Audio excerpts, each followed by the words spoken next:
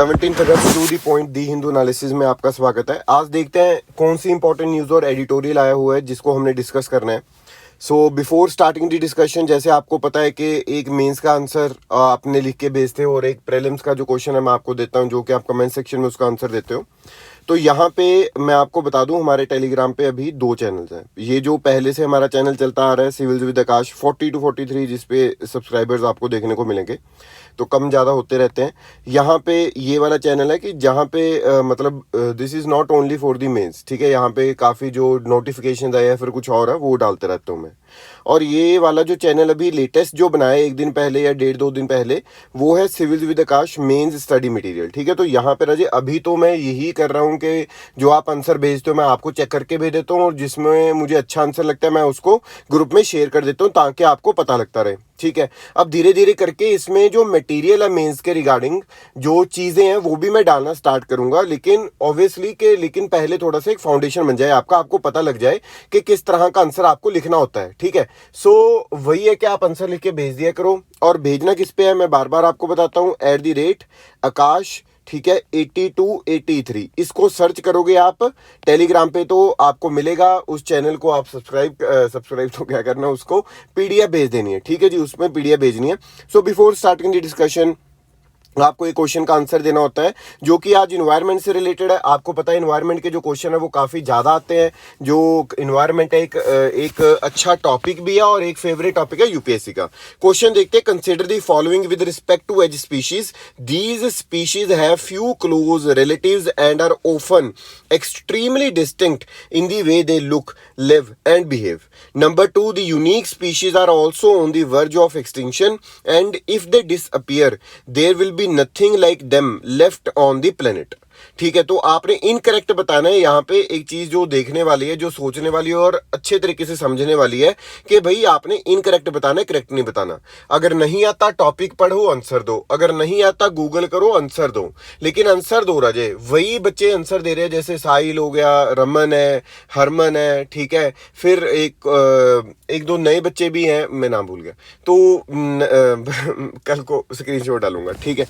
तो अब यहाँ पे पहली न्यूज देखते रहे। पहली न्यूज जो हमने कल डिस्कस किया था कि भाई जो चाइनीज ट्रैकिंग वेसल है वो श्रीलंका पोर्ट पे पहुंची गई, ठीक है।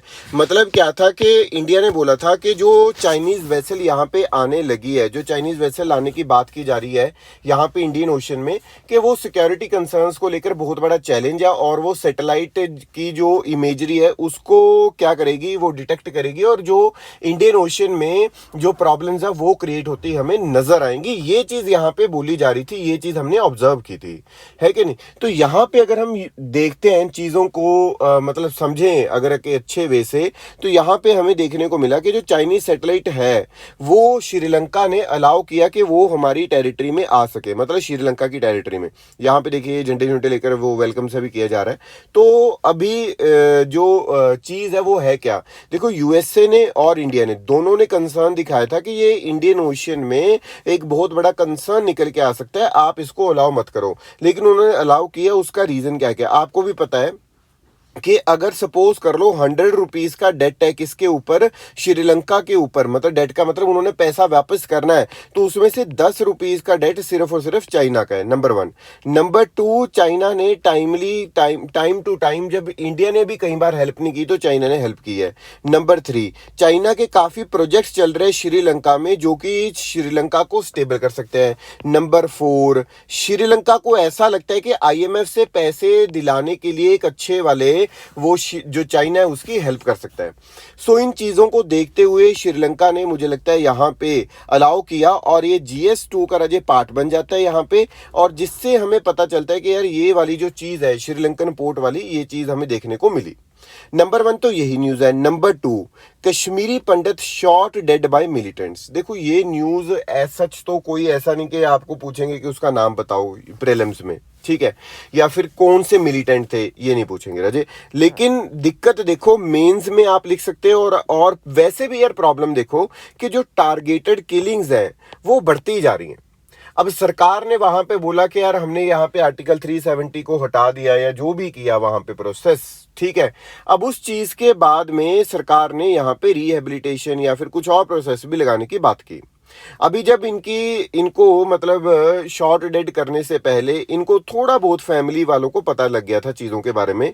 सो they approached the deputy commissioner of the Shopian जो एरिया है. लेकिन डिप्टी कमिश्नर ने कुछ भी नहीं किया. वो उनके मुताबिक जो जिनको मतलब गोली लगी है उनके परिवार के मुताबिक कि वो हाथ पे हाथ रख के बैठे रहे. उनको लगता रहा कि यार ऐसा कुछ होगा नहीं, और रिजल्ट क्या निकला, उनको गोली मार दी गई. अब उन्होंने यही बोला है कि यार ये सिर्फ और सिर्फ मिलिटेंट का काम नहीं, इनका भी काम है. क्योंकि जब उन्होंने कुछ किया ही नहीं है, जब उनको बोल दिया कि भाई ये प्रॉब्लम्स हमें देखने को मिल रही हैं, आप इन चीज़ों में थोड़ा सा इन चीज़ों को देखो और इन चीज़ों को ठीक करो, नहीं, कुछ भी नहीं किया. तो ये जो चीज़ है यहाँ पे बड़ी प्रॉब्लमेटिक है. जब से टारगेटेड किलिंग्स स्टार्ट हुई हैं, ये बहुत ज़्यादा प्रॉब्लम क्रिएट होती यहाँ पे नज़र आ रही है. ठीक है, नेक्स्ट न्यूज़ की बात करेंगे. जो नेक्स्ट न्यूज़ है वो इन्वायरमेंट से रिलेटेड है, और because of this news only आज का जो हमारा प्रीलिम्स का क्वेश्चन था वो भी इन्वायरमेंट से रिलेटेड था. So this news is of GS3 environmental section से रिलेटेड. अफ्रीकन चीतास के बारे में है. सो अब ध्यान से सुनिएगा. हमने पहले भी डिस्कस किया वैसे ये टॉपिक. चीतास दो तरह के होते हैं राजे. वन इज एशियाटिक चीता और नंबर 2 इज अफ्रीकन चीता. ठीक है, अब ये जो राजे एशियाटिक चीता है ये हमारे इंडिया में काफ़ी ज़्यादा मिलता था. ध्यान से समझ लेना, आपको कभी भी कुछ और देखने का जरूरत नहीं पड़ेगा इसके बारे में. तो एशियाटिक चीता था राजे. एशियाटिक चीता जो था वो इंडिया में पाया जाता था. लेकिन हुआ क्या, एक किंग जो रूलर था उसको पता नहीं क्या होता है, 1947 टू 52 के टाइम पीरियड में वो सारे के सारे जो चीताज है उनको मारता है. मतलब ओवर हंटिंग हो जाती है. अब ओवर हंटिंग की वजह से राजी चीताज क्या हो जाते हैं, इंडिया से खत्म हो जाते हैं. मतलब क्या हो गए, एक्सटिंक्ट हो गए. अदरवाइज एशियाटिक चीता और कंट्रीज में तो मिल रहे हैं, जैसे फॉर एग्जाम्पल ईरान. और एशियाटिक चीता का इसी वजह से जो स्टेटस है वो क्या है, यहाँ पे क्रिटिकली इंडेंजर्ड है. ठीक है जी, बाकी कंट्रीज में. लेकिन इंडिया में क्या है, एक्सटिंक्ट है. मतलब इंडिया में एक भी चीता बचा नहीं. अब अगर हम देखा जाए तो इंडिया वालों ने सोचा, हमारी कंट्री ने, कि भाई चीता को दोबारा से रीइंट्रोड्यूस करते हैं. और कहाँ पे करेंगे, यहाँ पे ये वाले रीजन में करेंगे, Kuno Palpur forest reserve MP में. तो उन्होंने ईरान को अप्रोच किया कि अपने एशियाटिक चीतास दे दो, यहाँ पे हमारे पास भी ये पहले होते थे. लेकिन ईरान ने मना कर दिया. देन इंडिया अप्रोच्ड दी अफ्रीकन नेशंस लाइक नामीबिया और साउथ अफ्रीका. दोनों को अप्रोच किया और बोला कि अफ्रीकन चीता है वो हमें क्या कर दो, यहाँ पे ट्रांसलोकेट करो, ताकि हम इसको यहाँ पे अपनी कंट्री में रीइंट्रोड्यूस कर पाए. तो कहते ठीक है भाई, आपको ये मिल जाएगी चीज़, है ना. तो ये वाली चीज़ यहाँ पे हमें देखने को मिली. तो उसके बाद में ये जो अफ्रीकन चीता है इसका स्टेटस हमें पता होना चाहिए, which is nothing but the vulnerable. ठीक. अब प्रॉब्लम क्या है, प्रॉब्लम ये है कि अभी तक भी वो ट्रांजिट में, अभी हमारी कंट्री में नहीं पहुंच पाए. एक अनऑफिशियल जो डेट थी इनको पहुंचाने की वो थी 15 अगस्त, लेकिन वो भी पार हो चुकी है. तो अभी वो चेक कर रहे हैं उनको स्टेबल, ये ट्रांसलोकेट करने वाले जितने भी चीताज हैं उनको देखा जाएगा कि वो ठीक रहेंगे वहाँ पे, नहीं ठीक रहेंगे, उनकी बॉडीली एक्टिविटी क्या है, ये वो सारी चीज़ें देख के बाद में वहाँ पे भेजा जाएगा. फिर नेक्स्ट जो राजे न्यूज़ है वो GS2 से रिलेटेड है, और वो पॉलिटी वाले सेक्शन से हम रिलेटेड बोल सकते हैं. यहाँ पे man lynched in Alwar on suspicion of theft. यहाँ पे Chiranji Lal Saini the 45-year-old victim. ठीक है, तो succumbed to his injuries while undergoing treatment at a hospital in Jaipur. तो ये जो चिरंजी लाल सैनी है, इस बंदे को मार दिया गया भाई, मॉब लिंचिंग कर दी गई एक तरह से. और सस्पिशन था कि इसने चोरी की है बंदे ने. मतलब जो लॉ है, वैसे तो हम मानते हैं कि भाई जो केसेस है बहुत पेंडिंग है, जो चीज़ें बड़ी मुश्किल में रहती हैं, लेकिन इस तरह के जो स्टेप है वो भी नहीं लेने चाहिए. ये भी चीज़ हमने साथ में याद रखनी होती है. लेकिन चलो अब तो स्टेप लिया गया. अब आगे देखो रजे, आगे ये है मॉब लिंचिंग के बारे में अगर हम देखें, it is a term use to describe the act of targeted violence. मतलब कि एक टारगेटेड वायलेंस हो जाता है. अब ये जो चीज़ है, मतलब ये जो वायलेंस है अगेंस्ट ह्यूमन बॉडी भी हो सकता है और प्रॉपर्टी भी हो सकता है, चाहे वो पब्लिक है चाहे वो प्राइवेट है. जो मोब है उसको ये लगता होता है कि जो पनिशमेंट है वो जो पुलिस वाले हैं या फिर जो कोर्ट है वो नहीं दे पाएंगे, तो या फिर डिले हो जाएगा. तो इससे अच्छा है हम ही जो पनिशमेंट है वो एक अच्छे वे से दे दे. और बहुत ज़्यादा पनिशमेंट देने के चक्कर में वो मोब क्या कर देती है, लिंचिंग कर देती है. अब इसके कॉजेज क्या होते हैं मॉब लिंचिंग के भी, ये करते क्यों है. नंबर 1, इंटॉलरेंस, कि दूसरी कम्युनिटी या दूसरे लोगों को देखकर इंटॉलरेंस का बढ़ना. अगर हम ये बात करें तो वो क्या करवा देता है यहाँ पे, mob lynching. Number 2, biases. Biases मतलब कि बाइसनेस आ जाते हैं हमारे माइंड में कि यार ये रिलीजन के बंदे तो ऐसे ही होंगे, ये कास्ट का बंदा तो ऐसा ही होएगा, ये मतलब एक आपको लगता है ना कि यार हर एक कम्युनिटी के कुछ ना कुछ एक आप लगा के चलो बनाए हुए हैं कि यार ये कम्युनिटी ऐसी ही होती है। वो बाइसनेस आपने अपने माइंड में बना ली, ठीक है। तो अगर वो नहीं भी होएगा, आपको बोल बोल के उस बंदे को वैसे ही कर दोगे आप। नंबर 3 आता है राइज ऑफ काओ विजिलेंट। बाकी ये वाले केस में तो ऐसा नहीं है, लेकिन काफी केसेस में देखा गया कि काओ विजिलेंट है जो राइज हो रहा है, जो काउज है जो सड़कों पे घूम रहे हैं, अगर उसको कुछ भी होता है तो उसके शक के आधार पे भी कई बार हमें मॉब लिंचिंग हमें देखने को मिली है, ठीक है। उसी तरह से अगर यहाँ पे राइज ऑफ काओ विजिलेंट लिखा हुआ है तो आपने एक इंसिडेंट देखा होगा, महाराष्ट्र का इंसिडेंट है जहां पे साधुज को भी पीट पीट के मार दिया गया था, ठीक है। तो वो भी चीजें इसी में आती है कि तो वो गलत है। तो वो जो राइज है वो दोनों तरफ से, एक तरफ से राइज नहीं है। फिर लैक ऑफ स्पीडी जस्टिस, जो कॉजेज है वो एक बहुत बड़ा कॉज है, स्पीडी जस्टिस नहीं मिलता राजे। तो स्पीडी जस्टिस नहीं अगर मिल रहा, आप सोचो ना कि यार केस इतने इतने पेंडिंग है। अगर आप यहाँ पे देखोगे केस इतने इतने पेंडिंग है, पता नहीं कितने कितने सालों से लटके हुए हैं केस, तो अब सरकार जो लोग हैं वो करे भी क्या, तो लोग क्या करते हैं भाई, इस तरह की चीजों को ऑफर करते हैं। फिर नेक्स्ट जो है पॉइंट आता है यहाँ पे, इनएफिशिएंसी ऑफ पब्लिक एडमिनिस्ट्रेशन। जिस तरह से हमने ऊपर वाले केस में क्या देखा कि वो जो लेडीज है उन्होंने बोला कि हमने अप्रोच किया था डीसी को, ठीक है, डिप्टी कमिश्नर को वहां पे, कि भाई हमें हमारी जान को खतरा है, हमें बचा लो, लेकिन उसने कुछ किया ही नहीं, ठीक है। तो अगर पब्लिक एडमिनिस्ट्रेशन नहीं कुछ करेगा तो लोग खुद करना स्टार्ट कर देते हैं, और जिसको हम क्या बोलते हैं वो ग्रुप में जाते हैं। और ग्रुप में क्यों, ग्रुप में कोई लॉ नहीं बना हो कि सभी को सारे के सारे गांव को पकड़ के अंदर डाल दो। तो इसी वजह से वो किस चीज का सहारा लेते हैं, यहाँ पे मॉब लिंचिंग का सहारा लेते हुए हमें नजर आते हैं, ठीक है जी। तो एक चीज ये होगी। तो ये एक टॉपिक था हमारा, आज हमने फ्रंट पेज पे काफी कुछ डिस्कस किया है। नेक्स्ट न्यूज की बात करेंगे। जो नेक्स्ट न्यूज आज हमने डिस्कस करनी है वो है रिलेटेड टू एक हमारा एडिटोरियल।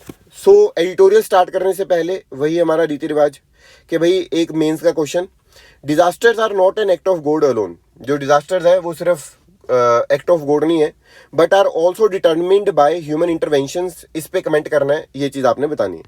अब जो हमारा आज का इंपॉर्टेंट एडिटोरियल है वो भी इन्वायरमेंट को रिलेटेड, इन्वायरमेंट के साथ ही रिलेटेड है, और ये GS3 का रजे पार्ट बन जाता है, इसके बारे में हम बात करेंगे। So stepping back from an ecological abyss, इसका मतलब क्या है, इसके बारे में हम देखते हैं। पहली चीज तो यहाँ पे क्या क्या बोली गई है, तो ये इंट्रोडक्शन में रजी क्या बोलते हैं कि यार चिपको मूवमेंट लगा लो, या साइलेंट वैली थी, या फिर नर्मदा वाली मूवमेंट लगा लो, कि जब जब growing up in the 1970s और 1980s इन्वायरमेंट के लिए कंसर्न देखने को मिलता था। और जो इन्वायरमेंट के लिए कंसर्न बड़े अच्छे से समझना कि जब हम मतलब आप लगा के चलो जब हम पैदा भी नहीं हुए थे, है ना, जब मतलब इतना जो 1970s या 80s का टाइम पीरियड था, वो कहते हैं मूवमेंट्स चलती थी इन्वायरमेंट को बचाने के लिए, और गवर्नमेंट कुछ ना कुछ करती रहती थी, जैसे फॉरेस्ट के लिए लॉज आ गए, वाइल्ड लाइफ के लिए, इन्वायरमेंट के लिए ये लॉज एंड पॉलिसीज आती थी। तो मतलब ये लगता था कि भाई डेवलपमेंट नीड्स और जो इकोलॉजिकल फाउंडेशन है वो एक अच्छे वे से जो गवर्नमेंट है वो अचीव कर लेगी, यहाँ पे ये लिखा हुआ है, ठीक है। सो अब नंबर जो 1 है, जो पैराग्राफ है, वो है एन अर्थ अंडर स्ट्रेस। लेकिन ये देखा नहीं जा रहा। अगर हम इंडिया के केस में देखें, बहुत अच्छा डेटा दिया हुआ है, आप नोट डाउन कर सकते हो अपनी कॉपी में मेंस के लिए। तो यहाँ पे नंबर 1 पॉइंट उन्होंने बोला कि जो 480 मिलियन पॉपुलेशन है इंडिया की, वो रह रही है एयर पोल्यूशन के अंदर, ठीक है। तो 480 वर्ल्ड की most extreme air pollution levels के अंदर रह रही है। जो 600 मिलियन, नीति आयोग ने बोला ये 600 मिलियन लोग हैं वो एक्सट्रीम वाटर स्ट्रेस के अंदर रह रहे हैं। जो 70% लोग हैं वो कंटेमिनेटेड वाटर पी रहे हैं, लैंड डिग्रेडेशन हो रही है, लैंड डिजर्टिफिकेशन हो रही है। और ये जो वाटर वाली है ना, कंटेमिनेशन वाली, अगर 122 कंट्रीज की रिपोर्ट है, उसमें से 120th मार्क पे हम, मतलब इतना कंटेमिनेटेड जो वाटर है वो हम क्या कर रहे हैं, यहाँ पे पी रहे हैं। हम उसको, इतना कंटेमिनेटेड वाटर को यहाँ पे हम पीते हुए नजर आ रहे हैं। नेक्स्ट चीज की अगर हम यहाँ पे बात करें कि पेस्टिसाइड्स, फर्टिलाइजर्स का जो फ्लो है वो बहुत ज्यादा है, ठीक है। हम बहुत ज्यादा उनको इंक्लूड करते हैं, पेस्टिसाइड्स को, फर्टिलाइजर्स को। और उसके बाद में अगर हम यहाँ पे देखें, जो लेटेस्ट रिपोर्ट है ग्लोबल इन्वायरमेंट की, जो कि येले और कोलंबिया यूनिवर्सिटी ने दी, उसने इंडिया को इन्वायरमेंट के मामले में बॉटम में रखा है अमंग 180 कंट्रीज। चाहे ठीक है इंडिया ने बोल दिया कि भाई ये रिपोर्ट तो सही नहीं है, लेकिन फिर भी ये जो एक चीज़ है वो हमें दिखाई देती है, देखने के लिए मिलती है। फिर नेक्स्ट चीज़ की अगर हम यहाँ पे बात करते हैं तो नेक्स्ट पैराग्राफ क्या बोलता है, कॉर्पोरेट एक्सेस। वो बोलता है कि जो कंट्री है, कंट्री क्या कर रही है कि मतलब जो गवर्नमेंट है वो कॉर्पोरेट्स को यहाँ पे एक्सेस दे रही है। तो उन्होंने यहाँ पे पहली चीज क्या बोली कि जो पॉलिटिशियन और इकोनॉमिस्ट हैं उनका मेन कंसर्न रहता है डेवलपमेंट, और डेवलपमेंट के साथ में उनका जो मेन ऑब्सेशन है वो क्या है, मनी। और जो सिर्फ जो गवर्नमेंट है वो सिर्फ किस पे फोकस कर रही है आज की डेट में, इकोनॉमी पे फोकस कर रही है, नॉट ऑन द इन्वायरमेंट।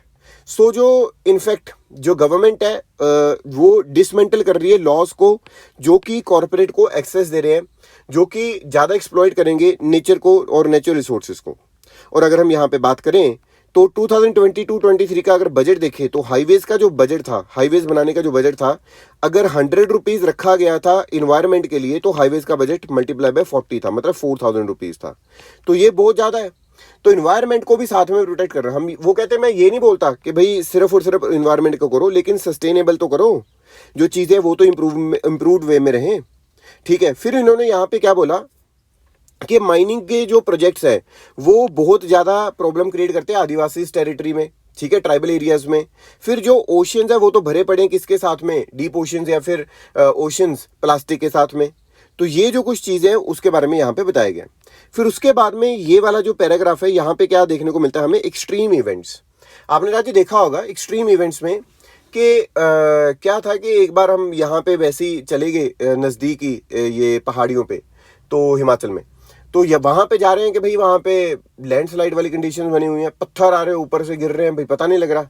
अब आपने एक दो न्यूज़ भी सुनी होगी कि बंदे की गाड़ी खड़ी है और वहाँ से ऊपर से पत्थर आएगा, था चलो जी गाड़ी, अब गाड़ी में कोई नहीं था, वो एक अच्छी बात थी। लेकिन ये जो चीज़ें रहती कि क्लाइमेट जो चेंज है उसकी वजह से है। कई बार आपने देखा होगा अचानक से बहुत ज़्यादा बारिश आ रही है, अचानक से बहुत ज़्यादा गर्मी है। इस बार का जो मानसून है वो तो खाली सा निकल गया, मतलब उतनी ज़्यादा बारिश नहीं हुई नदरन इंडिया में। लेकिन जहाँ जिस एरियाज में बारिश नहीं होती वहाँ पर बारिश हो रही है। ठीक है, मतलब जिस एरिया में बारिश नहीं हो रही है, अब राजस्थान के अगर आप लोगों की बात करोगे, राजस्थान में मिलोगे तो जो जितने उनके वहाँ पे टिब्बे वगैरह हैं, है ना, जो मिट्टी के टिब्बे, वो भी हरे हुए पड़े हैं। क्यों? क्योंकि कभी ना कभी वो वहाँ पे बारिश होती रहती है। अब तो ये जो क्या है वो क्लाइमेट चेंज की ही रीजन है। ये एक्सट्रीम इवेंट्स हमें यहाँ पे देखने को मिलते हैं, लैंडस्लाइड्स, ये वो सारा कुछ है। ठीक है, आपने देखा होगा कई जगहों पे तो मतलब जो फ्लाईओवर है वही दब गए, जो चीज़ें वो मतलब इतनी ज़्यादा जो चीज़ें हैं वो प्रॉब्लम में आ रही हैं। ठीक है ना जी। तो अभी इनेबलिंग सस्टेनेबिलिटी, यहाँ पे मेन पॉइंट क्या है, सस्टेनेबिलिटी को इनेबल करना पड़ेगा। मतलब यहाँ पे एग्जांपल भी दिएगा, कच्छ का एग्जांपल दिया गुजरात का, वहाँ पे के लोगों ने जो चीज़ें हैं वो एक अच्छे वे से इनेबल की। ठीक है, वहाँ के लोगों ने लाइवलीहुड को क्रिएट किया।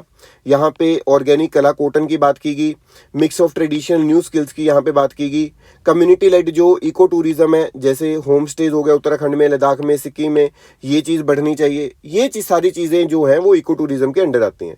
सो अभी इंडिया को क्या चाहिए, मोबिलाइजेशन। हर एक काम को करने के लिए हम इकट्ठे आते हैं, रिलीजन के लिए हम इकट्ठे हो जाते हैं, लेकिन इन्वायरमेंट को प्रोटेक्ट करने के लिए भी हमें क्या होना पड़ेगा, यहाँ पे इकट्ठा होना पड़ेगा। तो जो अमृतकाल के आप अमृतकाल बोल रहे हो, या फिर आज़ादी के अमृत महोत्सव है, या अमृतकाल है, या फिर 100 ईयर ऑफ इंडिपेंडेंस है, वो तभी हम अच्छे वे से अचीव कर पाएंगे जब हम इन्वायरमेंट पे फोकस करेंगे, along with the economy, along with the development, along with each and everything we have to focus on the environment also, right. तो ये चीज़ आपने यहाँ पे याद रखनी है। एक अच्छा एडिटोरियल था, आई होप आपको ये समझ में आया होगा। नेक्स्ट चीज़ की बात करते रहे। जो नेक्स्ट चीज़ है वो है the coming 75 years. The coming 75 years, ये कुछ लिखा गया है कि GS3 से रिलेटेड लिखा हुआ है चीज़ को। यहाँ पे हम बात करेंगे यहाँ के बोलते क्या क्या है। अभी पहली चीज़, इंडिया ने 75 ईयर ऑफ इंडिपेंडेंस इंडिया ने 75 ईयर ऑफ इंडिपेंडेंस को सेलिब्रेट, ठीक है, हमने किया कि 75 ईयर्स हो गए हमारी इंडिपेंडेंस को। तो जो नेक्स्ट 25 ईयर्स या 75 ईयर्स है वो कैसे होंगे, वो हमारे पे डिपेंड करता है। अब हमें क्या करना पड़ेगा, थोड़ी सी पॉलिसीज चेंज करनी पड़ेंगी।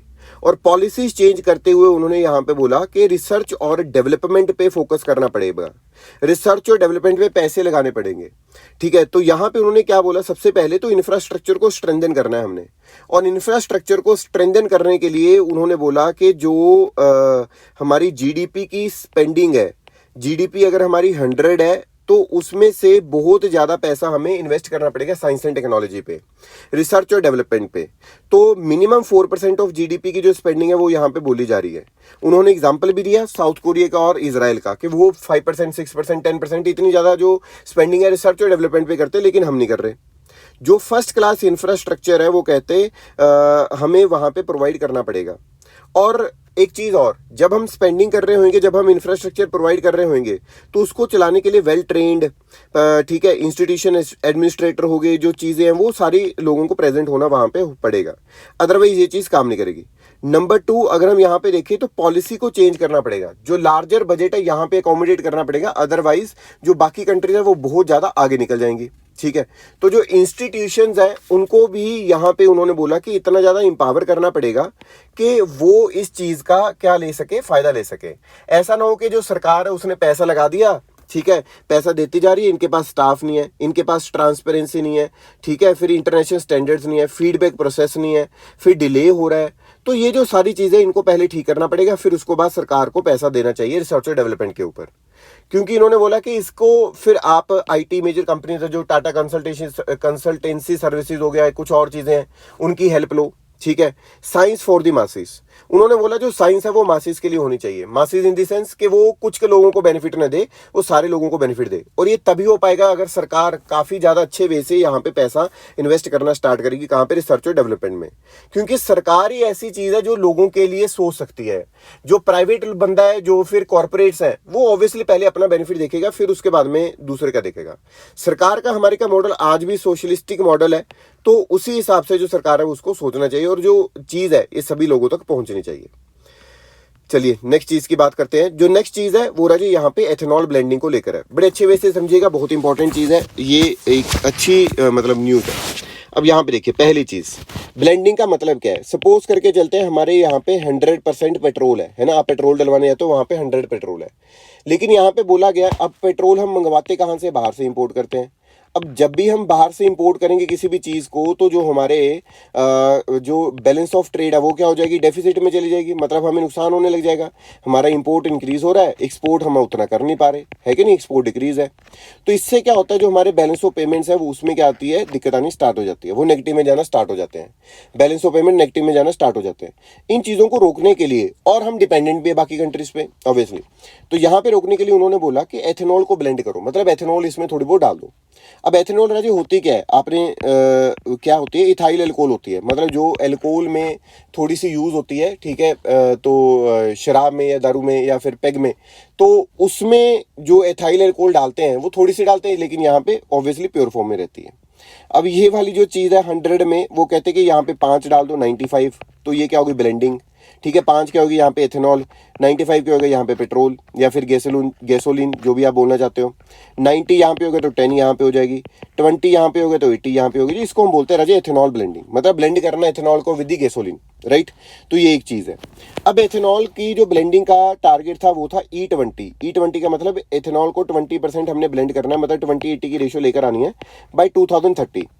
लेकिन कंडीशंस को देखते हुए, इन्वायरमेंटल कंडीशंस को और बैलेंस ऑफ पेमेंट की कंडीशंस को देखते हुए, हमने अब यहाँ पे क्या किया, ये वाला जो टारगेट है वो हमने क्या कर दिया? एडवांस कर दिया कि आपने ये टारगेट E20 वाला 2030 तक नहीं खत्म करना या अचीव करना, आपने इसको अचीव कर लेना बाई 2025-26। 25-26 तक ही आप इस चीज़ को क्या करोगे? अचीव कर पाओगे। ठीक है, तो एक चीज़ ये। Number 2, what are the first generation और सेकेंड जनरेशन एथेनॉल्स। देखो, फर्स्ट जनरेशन और सेकेंड जनरेशन एथेनॉल क्या होती है, इसके बारे में हम बात करेंगे। फर्स्ट जनरेशन जो एथेनॉल है, जब हम इसके बारे में बात करते हैं तो इसमें एक चीज़ जो हमें देखने को मिलती है वो ये देखने को मिलती है फर्स्ट जनरेशन वाली एथेनॉल में, कि इसमें हम क्रॉप्स वगैरह, ये जो खाने पीने वाली चीज़ें, ये भी यूज़ कर रहे थे। लेकिन सेकेंड जनरेशन में हम ज़्यादातर चीज़ें यूज़ करते हैं। वैसे जो एथेनॉल है वो मोलेसिस से बनती है, ठीक है, मतलब जो एक्सट्रैक्ट सा बच जाता है किसका? शुगर केन का। तो स्टबल हो गया राइस का, वीट का, इन चीज़ों से भी बनती हुई हमें नजर आएगी। तो हम इसको फर्स्ट जनरेशन और सेकेंड जनरेशन एथेनॉल बोलते हैं। ठीक है, फिर उसके बाद में अगर हम और कंट्रीज़ का हाल देखें तो वो क्या है? काफ़ी कंट्रीज़ में ये चीज़ चल रही है, US, चाइना, कनाडा, ब्राज़ील। लेकिन ब्राज़ील इसमें काफ़ी अच्छा कर रहा है, 18 to 27% की रेंज वो लेकर आया है। मतलब उसने फाइनली 27% को टच कर लिया इन 2021 ओनली। तो ये वाली जो चीज़ है राजे, अगर आप एथेनॉल कर रहे हो, E20 करते हो, ठीक है, E10 से E20 पे आते हो, तो ये ऑटो इंडस्ट्री को इम्पैक्ट करेगी, बिल्कुल करेगी, बहुत अच्छे वे से करेगी।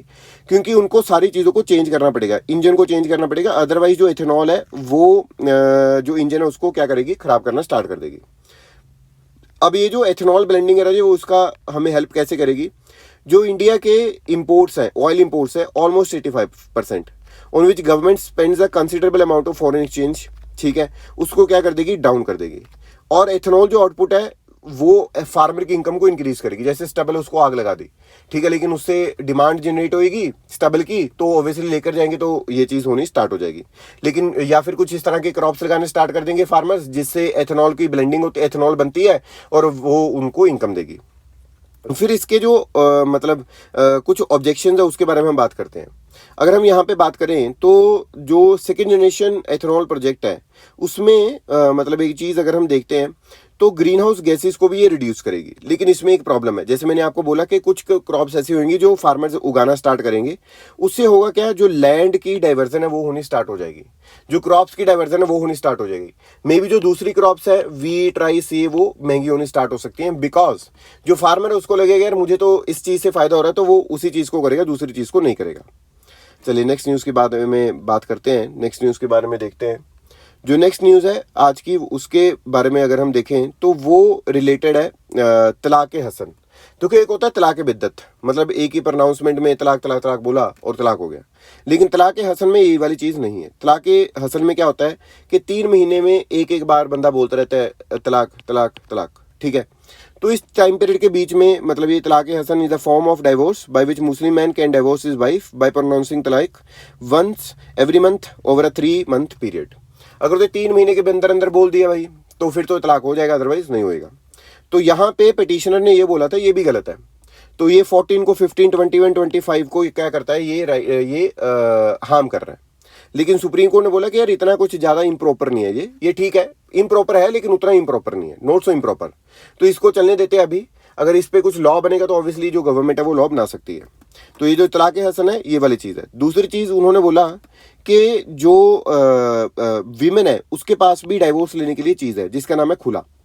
खुला जो होता है वो होता कैसे है, बाय रिटर्निंग दी महर। महर क्या होता है कि जो भी चीज़ जो हस्बैंड है उसका उसने दी थी उसको वापस करो और अपना घर पे चले जाओ, उसका तलाक हो जाता है, ठीक है जी। तो ये कुछ चीज़ है आपने याद रखनी है। नेक्स्ट चीज़ के बारे में बात करेंगे। जो नेक्स्ट चीज़ है आज की, जुलाई होलसेल इन्फ्लेशन स्लोज टू 13.9%। जो होलसेल प्राइस इंडेक्स है वो क्या होता है उसके बारे में देखते हैं।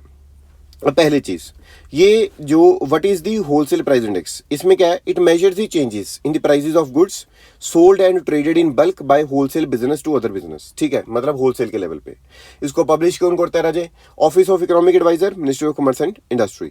फिर उसके बाद में अगर हम यहाँ पे बात करें तो एक अच्छा इंडिकेटर है इन्फ्लेशन को देखने के लिए होलसेल पे। और WPI का जो बेस ईयर है वो 2011-12 है, पहले 2004-5 होता था, इसको रिवाइज किया गया 2017 में। और इसका मेजर क्रिटिसिज्म है क्या, इसमें अकेले गुड्स आते हैं नॉट सर्विसेज, ठीक है। सो ये जनरल पब्लिक का नहीं बताता, ये होलसेल प्राइस बताता है। चलो नेक्स्ट चीज देखते हैं। India buys pet coke from the Venezuela. Extremely important news, ठीक है, एक्सट्रीमली इंपॉर्टेंट न्यूज। ऐसी न्यूज आपको बार बार देखने को मिलेंगी। देखो पहली चीज तो वेनेजुएला की लोकेशन पता होनी चाहिए। वेनेजुएला की लोकेशन देखो और इसके साथ में कौन कौन सी कंट्री लगते हैं वो देखते हैं। नंबर 1 यहाँ पे आपको दिख रहा होगा ब्राजील लग रहा है, ठीक है जी। गुयाना लग रहा है, यस। उसके बाद में देखो यहाँ पे कोलंबिया लग रहा है। तो ये कुछ कंट्रीज है जो कि इसको टच करती है वेनेजुएला के बॉर्डर को। पहला चीज तो ये हो गया। वेनेजुएला का जो माउथ है वो कहाँ पे, कैरेबियन सी में। This is Atlantic ocean. ये आपको लोकेशन प्रॉपर पता लगी वेनेजुएला की। अब इससे अलावा कुछ करने का जरूरत नहीं है। अब हमें पता क्या होना चाहिए पेटको के बारे में। पेट कोक क्या होता है भाई, इसके बारे में बहुत इंपॉर्टेंट चीज़ है, इसके बारे में पता होना चाहिए। देखो जब भी रिफाइनिंग होती है, रिफाइनिंग होते हुए जब जो चीज़ है जहाँ पे रिफाइनिंग हो रही है, जिसमें रिफाइनिंग हो रही है उसके नीचे वाला जो मटेरियल बच जाता है हम उसको बोलते हैं पेटकोक। मतलब जो बैरल फ्यूल है, जो रेजिडुअल वेस्ट मटेरियल हम उसको बोलते हैं पेटकोक। अब इसमें काफ़ी ज़्यादा हाई कार्बन कंटेंट होता है, ठीक है, और ये इंडिया इसको काफ़ी ज़्यादा यूज़ करता है क्योंकि ये चीप है। और ये सीमेंट, स्टील, टेक्सटाइल इंडस्ट्रीज में काफ़ी ज़्यादा यूज हो जाता है। सो जो पेटकोक है ये एक फ्यूल ग्रेडेड आता है, एक आता है कैल्सिनाइड। जो कैल्सिनाइड पेटकोक है वो ठीक रहता है, लेकिन फ्यूल ग्रेडेड वाला काफ़ी ज़्यादा क्या हो जाता है, प्रॉब्लमेटिक होता है, काफ़ी ज़्यादा पोल्यूशन करता है। तो जो पेटकोक इन इंडिया उसके बारे में अगर हम यहाँ पे देखें तो वर्ल्ड का बिगेस्ट कंज्यूमर है इंडिया हमारा, ठीक है। और पेटकोक जो है import of around 27 million from the United states. जो लोकल प्रोड्यूसर है इंडियन ऑयल कॉर्पोरेशन, रिलायंस, ये वो है। सीमेंट कंपनीज इसको लेकर जाते हैं क्योंकि सस्ता होता है। यूजेज जो पेटकोक है इन एवरी हंगरी इंडिया, ठीक है, recently had come under scrutiny due to rising pollution levels, ठीक है जी। फिर उसके बाद में हजार्ड्स के बारे में अगर हम बात करें, पेटकोक बहुत ही ज़्यादा पोल्यूटेंट है, बहुत ज़्यादा पोल्यूशन करता है। ये फाइन डस्ट का एक सोर्स बन जाता है। Apart from sulphur, fine dust, ये वो नाइट्रस ऑक्साइड, काफ़ी ज़्यादा जो पोल्यूटेंट्स है वो भी यहाँ पे रिलीज करता है। तो राजे आज के न्यूज़पेपर में इतनी न्यूज़ थी जो हमने डिस्कस की है। आई होप आपको अच्छे से समझ में आ गया होगा। देखो मेरी जो रिक्वेस्ट है और जो मेरी कोशिश है यही रहती है कि जल्दी से जल्दी टाइम पीरियड में कि 1 घंटा या 1.5 घंटा ना लगा के जल्दी से जल्दी इसको खत्म किया जाए, टू दी पॉइंट बात की जाए, जो इंपॉर्टेंट न्यूज़ है उसके बारे में बात किया जाए, जो इंपॉर्टेंट एडिटोरियल उसके बारे में बात किया जाए। बाकी जो राजे मेंस वाला जो कंसेप्ट हमने चलाया हुआ है उसके बारे में आपने ध्यान देना है, ठीक है। उसमें आपने क्वेश्चंस जो है वो लिख के भेजते रहने हैं और मैं आपको चेक करके भेजता रहूँगा। मुझे लगता है यार बहुत ही कम आंसर बचे हैं भेजने वाले, कुछ 4 या 5 बच्चों के या मैक्सिमम 10 बच्चों के आंसर बचे होंगे। बाकी मुझे जो लगता है कल तक मैंने 60 जो आंसर था वो चेक करके भेज दिए थे, ठीक है राजे। सो जो अच्छा आंसर होगा मैं आपके साथ शेयर करता रहूँगा, क्वेश्चन भी शेयर कर दिया करूँगा। अगर कोई वो नहीं सुनेगा, ये नहीं सुनना चाहता है ना, तो वहाँ पे मैं क्वेश्चन भी आपके साथ में शेयर कर दिया करूँगा। सो कल को मिलेंगे। Till the time revise your notes. Thank you so much, bye bye, take care.